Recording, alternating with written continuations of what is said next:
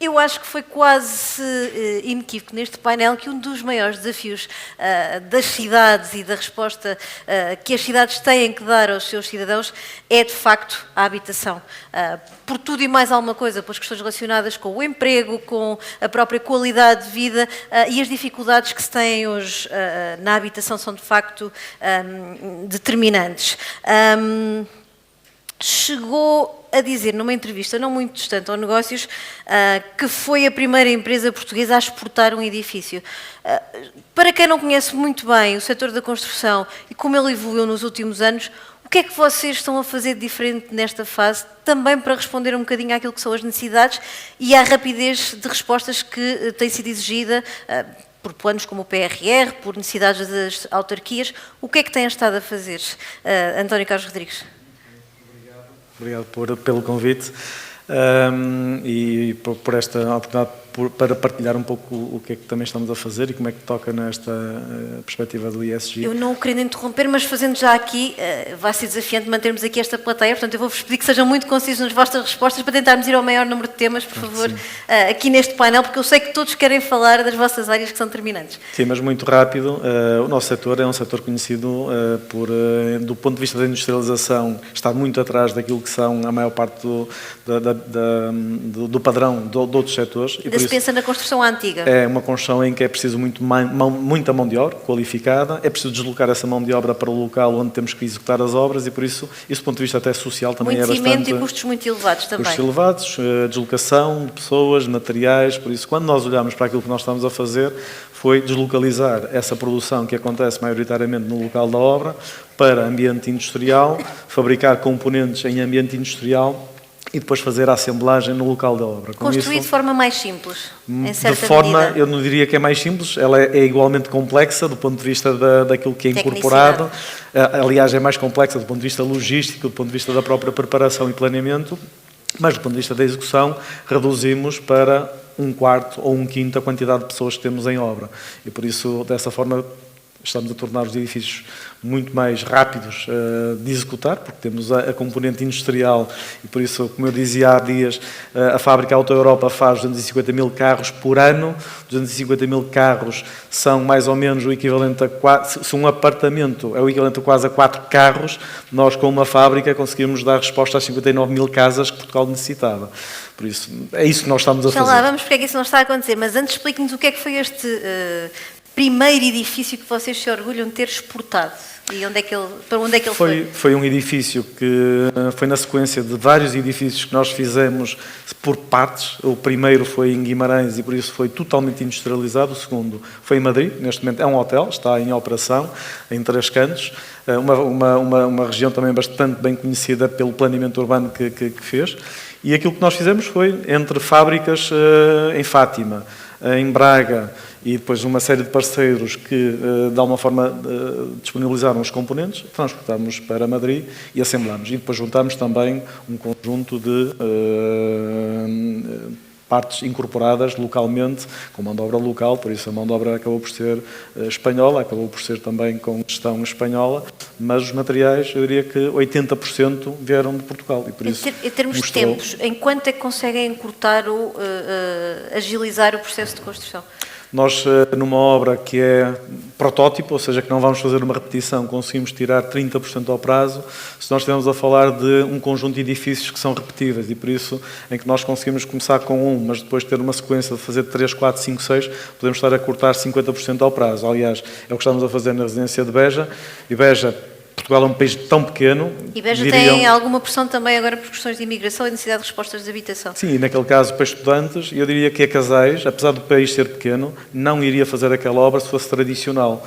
Por isso, até num país tão pequeno como o nosso, nós não vamos ao território todo e esta é uma forma de nós próprios conseguirmos responder às necessidades locais, porque eu acho que para os autarcas, e temos aqui alguns, todos eles se queixam da dificuldade de ter empresas de construção a responder aos concursos. A minha questão era esta, conseguem dar resposta às câmaras e têm tido essa procura por parte dos municípios?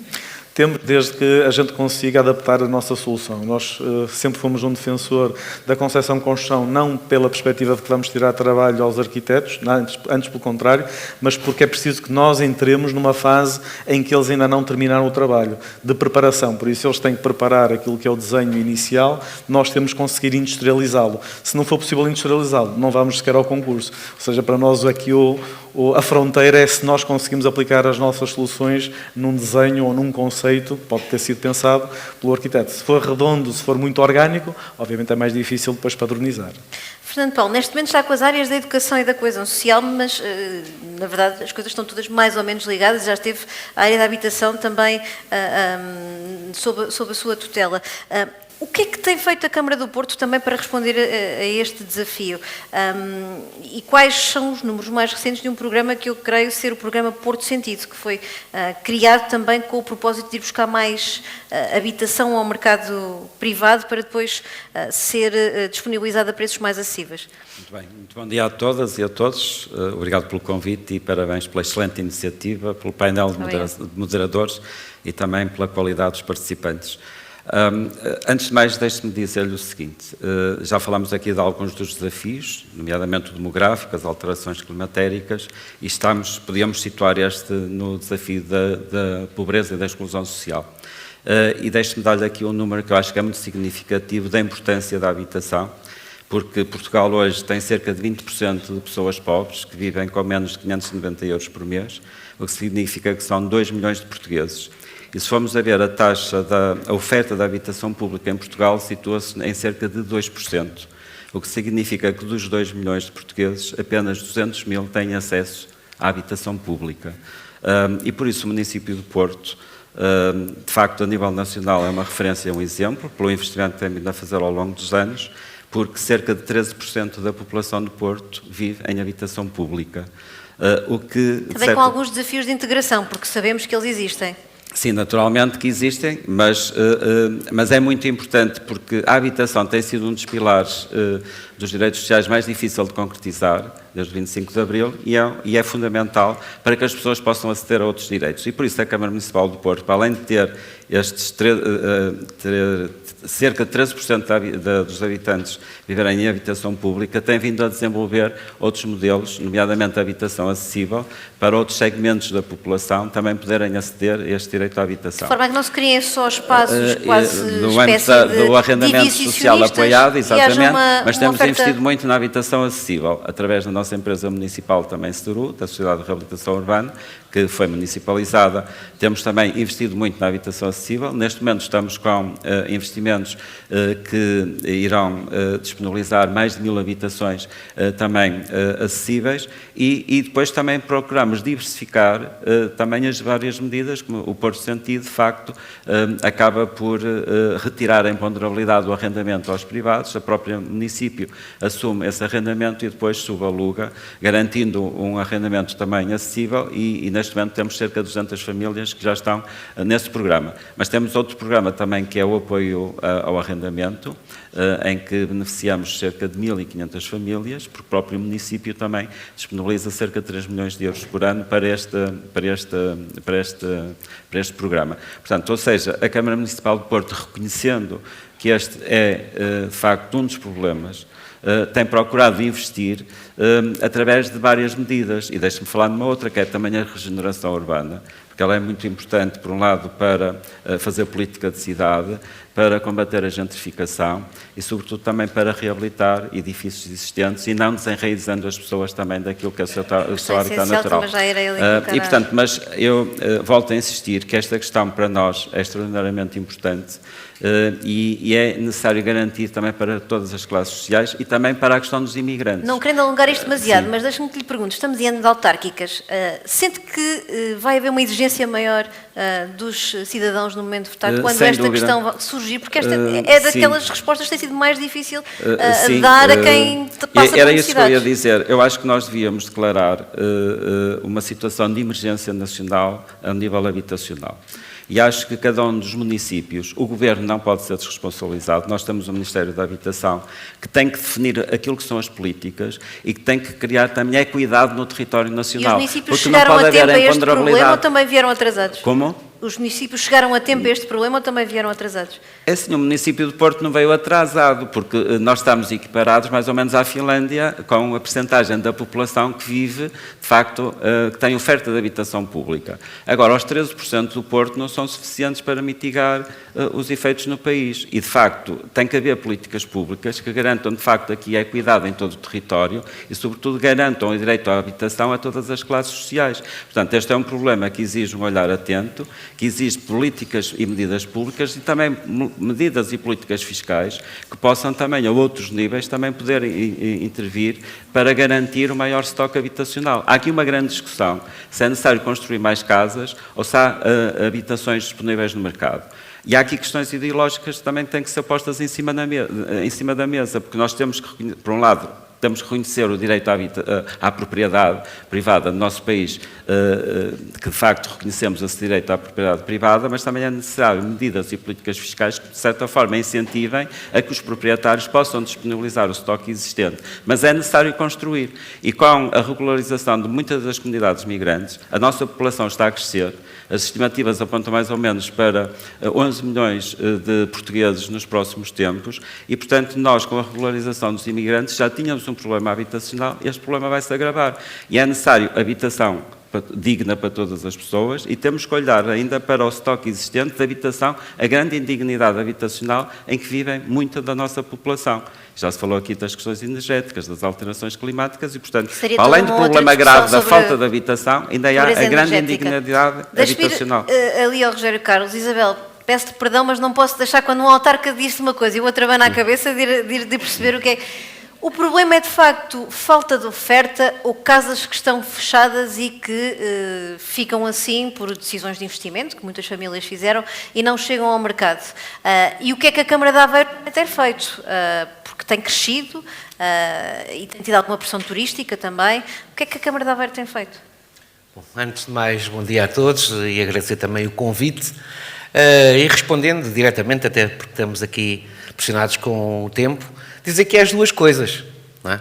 Há realmente falta, mas também temos que usar os mecanismos que temos ao nosso dispor para pôr no mercado aquilo que já existe. Nós, no caso da Aveiro, fazemos realmente uso daquilo que é o agravamento do IMI para aquelas casas que estão devolutas, para obrigar, desculpem o termo, mas o politicamente incorreto tem que ser usado, para obrigar que os proprietários ou mas isso a chega, fazerem que isso obras aquele ou a tipo colocar... de medidas que existem, mas depois nada acontece de facto, porque são heranças, porque são processos complicados de resolver. Certo, e aí tem que haver medidas a nível legal para permitir que os municípios tenham maior facilidade em agir. É nesta matéria, como também ao nível daquilo que tem a ver com a propriedade dos terrenos rústicos, por causa dos fogos florestais ou fogos rurais, que ainda vivemos esse drama todos os anos. Tem que haver ferramentas mais ágeis para que os municípios possam realmente trabalhar. Esta mudança na legislação que se quer ver implementada de alteração da classificação de solos rústicos para solos urbanos que permitam uma maior disponibilização da área para construção, de alguma forma beneficia o Concelho de Aveiro? Creem que podem ganhar mais versatilidade com isso? Poderá ajudar municípios da mesma dimensão. Nós sabemos que, por exemplo, Lisboa não conta, não aquece nem arrefece, não faz diferença. Não, municípios da dimensão Porto, de Aveiro... creio que também não. Municípios da dimensão de Aveiro, Braga, por exemplo, desde que haja a clarificação da lei, porque a base é boa, mas tem que ser bem clarificada, para que não haja excessos nem abusos. Aquilo que realmente é o fecho de certas áreas, que atualmente temos situações que são absurdas, quer dizer, pequenas ilhas dentro de zonas urbanas onde atualmente não se pode construir, e acho que realmente é para se consolidar o próprio território. Acho que esta lei poderá ser uma mais-valia, aumentando esta capacidade de resposta, e poderá, como disse, em alguns territórios ser uma mais-valia. Agora, não é... E eu sempre fui crítico nesta matéria de que nós muitas vezes legislamos regra e quadro e o país não é todo igual e tem que haver medidas consoante aquilo que são as especificidades de cada território mas poderá ser uma ajuda. Não Agora, vai ser a respondendo varinha também de à condão, já questão percebi. de como é que nós temos gerido, no caso do município de Aveiro. Por exemplo, nós, pelo aquilo que todos nós conhecemos, da falta de mão de obra, e temos aqui o caso de um parceiro nosso, que teve esta opção inteligente de investir no município de Aveiro. Tivemos o Idalécio, que teve a inteligência também de vir trabalhar para Aveiro. Temos aqui uma grande empresa que decidiu também vir investir para Aveiro, numa área que nós decidimos realmente explorar, que é a habitação a custos controlados. Nós optamos por não ir ao PRR, porque acreditamos que o nosso país não vai ter capacidade até 2026 de executar. Não temos capacidade em termos de recursos humanos, as nossas empresas não vão dar resposta. E nós vamos ter um problema em mãos. Deixe-me ir aqui ao planeamento, antes de voltarmos à questão do PRR, porque até há mais matéria aqui também para falar sobre esse tema. Isabel, tem ao longo de toda a sua vida estudado o planeamento e a necessidade de planeamento para que possa haver mais qualidade de vida também em quem habita as cidades. Porquê é que o planeamento tem falhado? São os autarcas que nem sempre dão ouvidos a quem propõe este tipo de gestão. Há pouco ouvíamos o autarca de Ponte Verde a dizer que as cidades devem ser compactadas. Eu achei graça à ideia, porque eu sei que também é uma defensora dessa ideia. Sim. Muito bom dia, muito obrigada pelo convite. É um prazer estar aqui presente neste painel. É um bocadinho as duas coisas. Eu trabalho, de facto, há 35 anos em ordenamento do território, faço investigação e leciono. E o que acontece é que nós temos, atualmente, portanto, desde os anos 90, temos um quadro de enquadramento legal do ordenamento do território à escala do município. E desde os anos 90, não é? Portanto, e temos,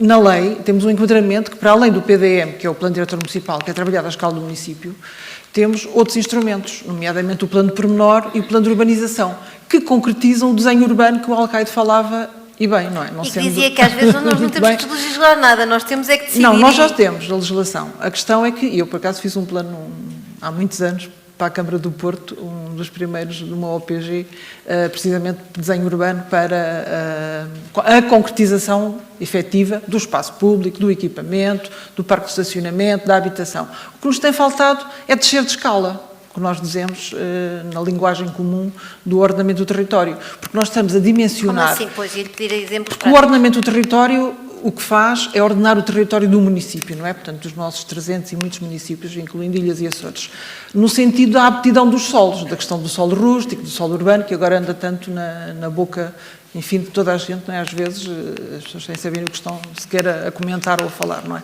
Portanto, no fundo, o ordenamento do território faz essa organização, gera as aptidões do solo e adequa, no fundo, a floresta onde o solo é mais pobre, preserva os solos agrícolas, os solos onde existem questões de fisiografia, que incluem REN, áreas onde nós temos espécies da fauna com a classificação da Rede Natura 2000, por aí fora. Há uma série de aptidões que o território tem, pelos seus usos, que nós temos que organizar à escala do município.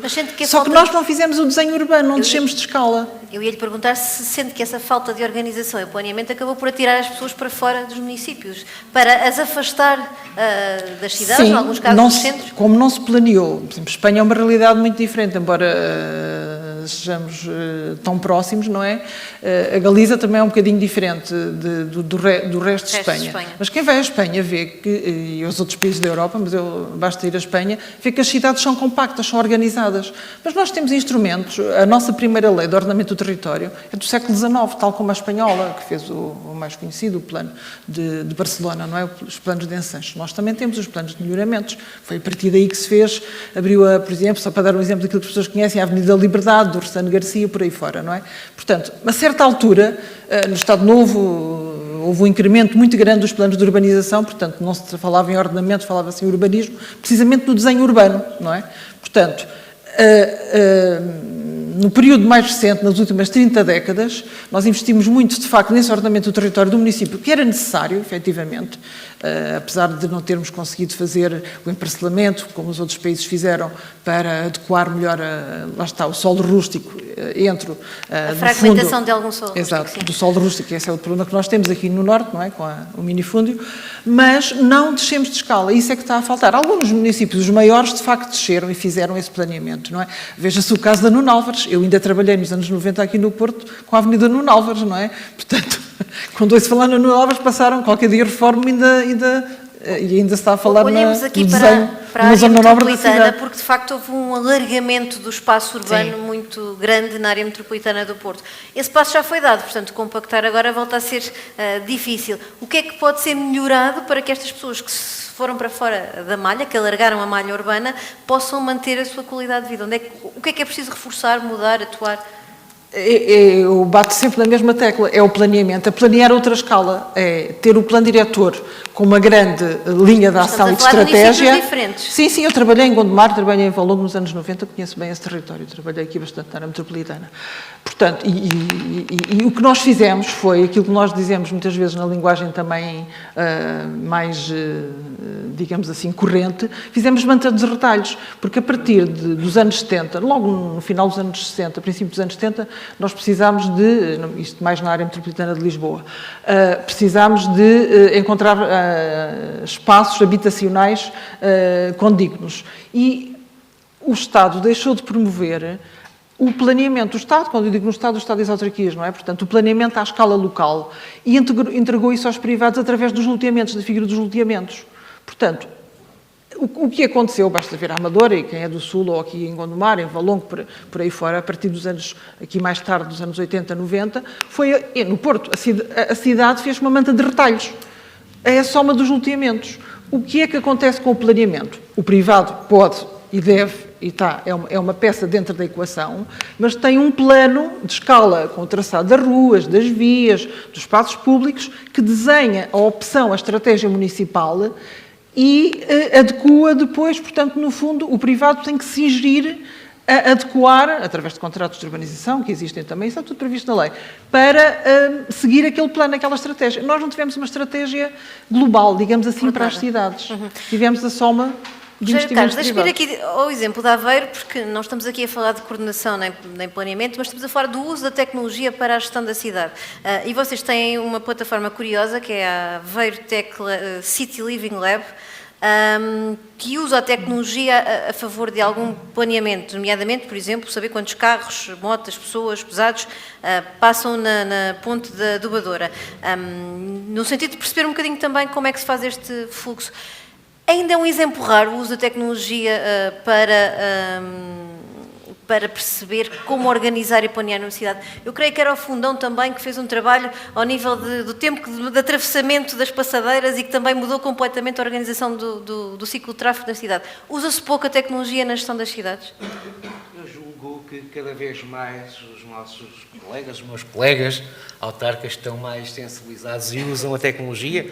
E ainda há bocadinho aqui ouvíamos falar no primeiro painel, quando se falava da educação, da inteligência artificial, etc.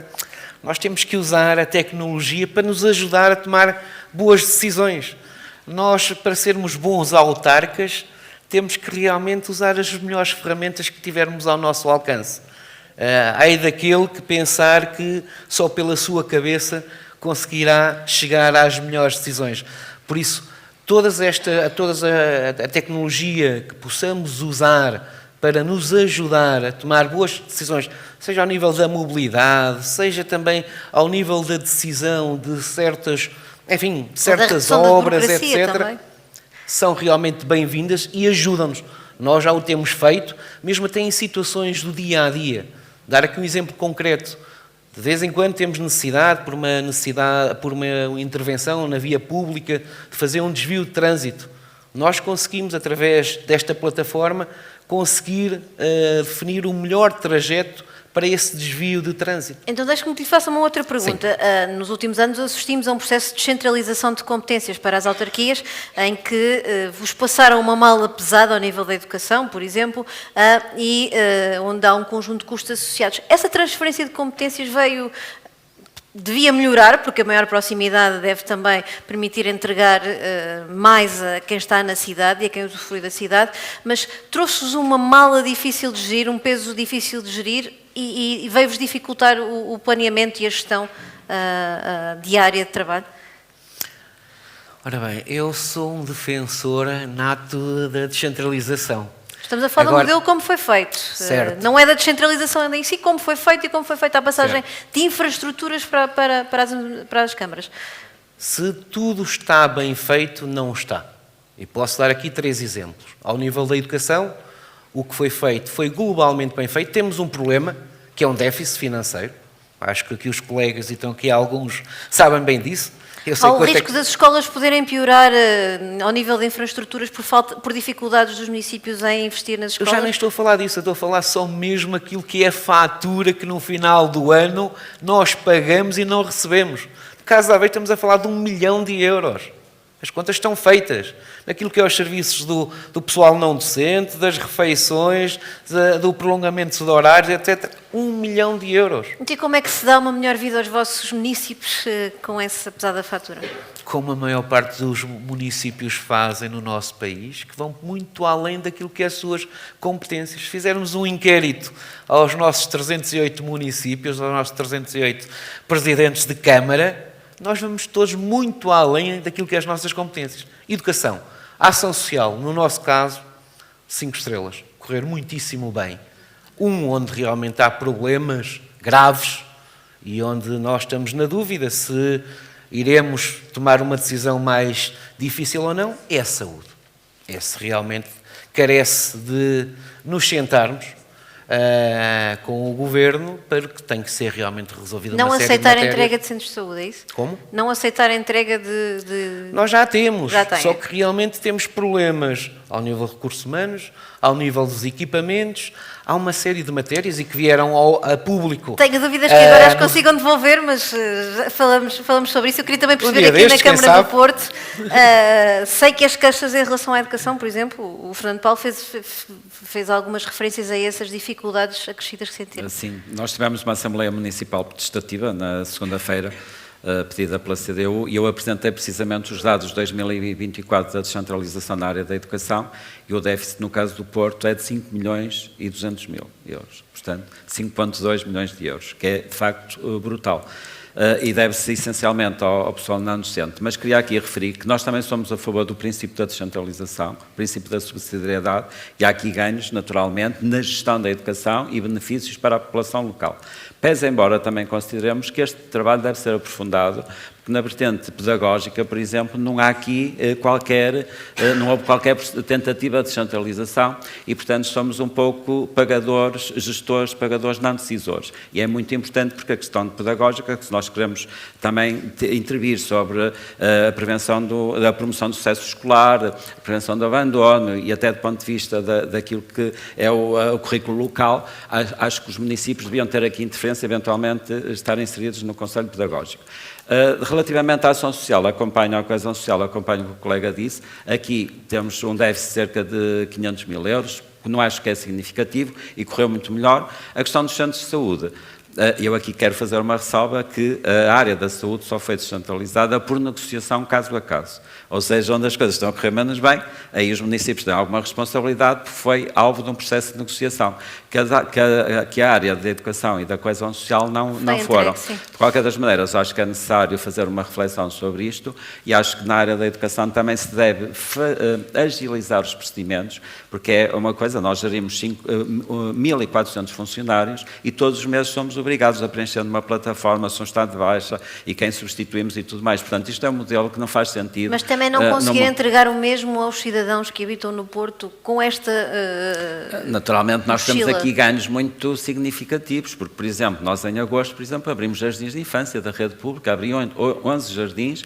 porque temos famílias também monoparentais, também permite mostrar o trabalho e colocar a escola pública ao serviço da população. Os nossos refeitórios estão abertos de 1 de janeiro, escolares, de 1 de janeiro janeiro a 31 de dezembro, porque se queremos combater a pobreza e as dificuldades económicas das famílias, nas pausas escolares, nos períodos de férias, os refeitórios continuam a servir refeições. Portanto, permite-nos aqui uma outra flexibilidade, também capacitar e qualificar os trabalhadores, os funcionários, coisas com desafio, com as comunidades migrantes, com todas as situações. A educação inclusiva é um problema que tem que ser repensado, porque é um rácio de portaria tem que ser atualizado, ou seja, a educação tem muitos problemas, mas eu queria alertar aqui que esta descentralização não deve alisar responsabilidades por parte do Ministério da Educação. E o que nós assistimos nos últimos anos, não estou a falar deste governo, é sucessivamente o que temos assistido, é que o Ministério da Educação praticamente demite-se das responsabilidades, porque quando nós queremos falar com o Ministro da Educação sobre obras, e nós, por exemplo, no caso do Porto, foram-nos transferidas 28 escolas, 18 das quais para a nossa responsabilidade estão em manutenção, e 9 precisam de grandes obras de requalificação, e cerca de 15 milhões de euros cada uma. Eu acho e, portanto, que não é possível é um investimento de 150 milhões de euros, pronto, mas ainda é necessário isto. Isto a propósito, só mesmo para fechar, porque acho que é importante dizer isto, mas não vamos ficar pior, sabe porquê? Porque o Estado, ao longo destes anos, estas escolas que nos transferiu, precisam deste investimento, as escolas ERA 2, 3, a par escolar tivemos boas recuperações. O primeiro ciclo e os jardins de infância os municípios trataram. E aquele intermédio, que é o segundo e terceiro ciclo, aquelas gerações das idades às vezes mais complicadas, ficaram terra de ninguém. E o Estado investiu zero. Os municípios agora estão a conservar como podem, mas é preciso o envelope e é preciso que o Estado cumpra e honra o compromisso que subiu com os municípios, que há uma lista de 400 e tal escolas, e houve 450 escolas, e o instrumento financeiro que o Governo se comprometeu a fazer acompanhar não existe. Fica o recado, e acho que os portanto, municípios têm que, de facto, se Isabel unir Matias, em torno desta falamos questão. aqui muito das cidades, da vida nas cidades, mas às vezes parece que nos esquecemos também dos outros territórios e da questão de haver um abandono cada vez maior de algumas regiões do país. Quando olha, por exemplo, para as zonas de baixa densidade, como é que se pode promover também a qualidade de vida nestes espaços? Tem um projeto numa zona que não é de grande densidade, é de baixa densidade. Como é que se muda também aí a qualidade de vida das pessoas?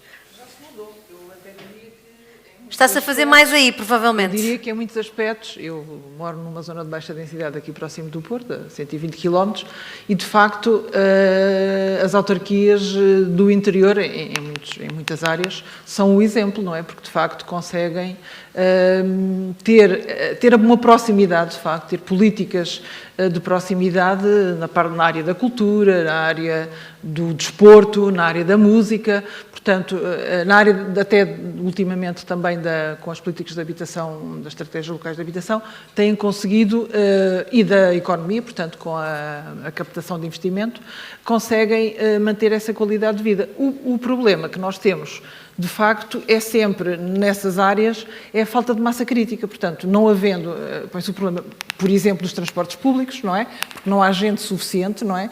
Para existir uma rede qualificada de transportes públicos. Portanto, e esse é o grande desafio. Diria que no Alto Minho, estou a falar precisamente no Alto Minho, e entre os montes, possivelmente a mesma coisa, o que acontece é que, de facto, é difícil combater por causa da baixa densidade. Portanto, é uma realidade, não é? O que temos de tentar concentrar concentrar a população nas vilas, no fundo, para tentar manter essa qualidade. Exato. Para tentar... António Carlos Rodrigues, estamos já a entrar nesta reta final, mas eu queria voltar ainda à questão da habitação, até por causa da provocação ali do PRR, não vai ser possível executar o PRR. O Grupo Casais ficou excluído de uma agenda mobilizadora. Era um projeto de investimento vosso, 47 milhões de euros, na área da construção industrial sustentável. O que é que correu mal aqui? Não é habitação pura e dura, mas o que é que correu mal aqui e o PRR podia ter sido diferente para dar resposta a alguns dos desafios? Sem dúvida, eu acho que foi mais um erro de percepção daquilo que é a forma de funcionamento do nosso setor. Quer dizer, nós, para podermos industrializar, primeiro temos que fazer as fábricas e por isso tem que haver um investimento inicial para que as empresas depois tenham capacidade depois de fazer essa... Possam desenvolver a tecnologia e aquilo que eu acho que foi um bocado o entendimento é que o setor da construção ia ser beneficiado com obras do PRR, ou seja, todos aqueles investimentos que iriam ser do orçamento extraído do próprio PRR, iam beneficiar o setor. O setor, por isso, não precisava... na construção à antiga também. Exatamente, e por isso acabou por não haver essa aposta naquilo que teria de ser criado capacidade industrial, e por isso não foi feita. Nós fizemos com uma capacidade, nós na nossa fábrica de Estarreja conseguimos fazer 1.500 casas, o equivalente a 1.500 apartamentos por ano, poderíamos fazer 3.000, poderíamos fazer 6.000, se tivéssemos feito um investimento maior, mas não podemos fazer se não houver este compromisso entre o público e o privado. Não é? E acho que aqui falhou-se um pouco nesse planeamento. E porquê é que, no seu entender, a construção industrializada pode vir a fazer diferença aqui no médio prazo? Faz a diferença porque é incontornável. Nós, por mais mão de obra que possamos trazer e mais migrantes, o tema não é o problema de quantidade, é de qualificação. E por isso as pessoas, muitas das que vêm para cá, na verdade também estamos num espaço comunitário, só passam cá uma temporada de 6 meses a um ano, e por isso vão para outros países que têm salários mais elevados. Isso nós não vamos conseguir resolver também no espaço temporal que precisamos para responder à habitação. Por isso, nós só vamos conseguir resolver o problema, que é o funil da capacidade com a falta de mão de obra, com industrialização. E por isso há depois muitos outros desafios que vêm também em acréscimo à questão da execução. E qual é que é o vosso desafio, meta, objetivo num prazo de 5 anos? Assim é que é. Nós apostamos, e por sinal, lá está, olhamos para aquilo que seria uma forma também de garantir pipeline para a nossa fábrica, porque tivemos que ir atrás de contratos e por isso fomos a contratos públicos de habitação com os controlados, que fizemos já no passado, e acho que foi um modelo que funcionou muito bem. Em Aveiro fizemos CDHs, ficámos com terrenos, temos hoje em Aradas e Santa Joana 2 projetos que vão ser de promoção própria, mas que vão ser feitos com esta solução, porque aí somos nós donos do terreno, vamos nós fazer estamos também a pôr o nosso próprio dinheiro e capital para o fazer, por isso nós estamos a apostar no segmento da habitação acessível e rendas acessíveis e mesmo para projetos com autarquias, para acelerar o pipeline, apesar de não ser o negócio mais rentável. Se nós olhássemos do ponto de vista económico, se nos focarmos em segmentos mais elevados, teríamos melhor rentabilidade, mas nós apostamos de facto que este é o caminho para o futuro, não só para Portugal, mas também para a Europa, porque se nós olharmos para aquilo que é a necessidade que a Europa tem demográfica, nós precisamos de responder a nível europeu também a essa necessidade de habitação. E por isso, para nós, estamos a preparar para essa resposta. Para fecharmos, e peço-lhe uma resposta curta, aquele tempo que ali está não é real, não existe. A promoção imobiliária, a dada altura, foi visto como o setor a ser expurgado do financiamento bancário. Era tóxico, não entrava, tinha havido muito, de repente fecha-se a tornar em absoluto. Com estes projetos de construção industrializada é mais fácil ir buscar financiamento? Já mudou o paradigma outra vez? Eu diria, é mais seguro, porque uma das coisas que a banca analisa é a credibilidade dos orçamentos e a capacidade de concretizar. Aquilo que aconteceu no passado foram os projetos que ficaram a meio e o banco ficou com um ativo semi-executado. Foi a pior coisa que aconteceu aos bancos, porque aquele ativo não valia nada. Por isso, hoje, quando falamos de uma obra industrializada, quando há um compromisso financeiro do promotor, nós sabemos com toda a certeza tudo que temos que ativar e temos um controle muito maior daquilo que vamos fazer. Eu acho que aqui a parte da promoção e desmistificar um bocadinho aquela ideia que o segmento alto está a retirar a oferta do segmento baixo, eu acho que isso sim é política pública. Tem que ser as câmaras a dar o exemplo. Venha muito dinheiro e por isso pessoas com poder de compra e que o deixem cá porque pagam impostos e depois usem-se esses impostos para a política pública e para investimento no território. E aí sim, eu acho que, nisto só uma breve nota sobre a questão da lei dos solos, eu acho que o que está a faltar só é perceber que os municípios e nós, privados, podemos fazer investimento. Mas quem devia investir na infraestrutura devia ser o Estado, ou seja, nós devíamos entrar num terreno que já esteja infraestruturado. Nós não temos capacidade de influenciar se a eletricidade, se o saneamento, tudo vai lá estar. Por isso aí acho que há aqui uma parceria necessária. Já no passado, muitos municípios fizeram, não é? Por isso há muito município que fez esse papel quase de, não digo luteador, mas pelo menos através do instrumento de planeamento atribuir capacidade construtiva e a seguir que aqui a Isabel tanto os privados defendia. fizeram. Muito bem. António Carlos Rodrigues, Fernando Paulo, Isabel Matias e Rogério Carlos, muito obrigada a todos por este contributo também para o debate. Obrigada a todos pela paciência, por nos terem estado aqui a acompanhar e pela presença desta manhã na nossa conferência. Muito obrigada.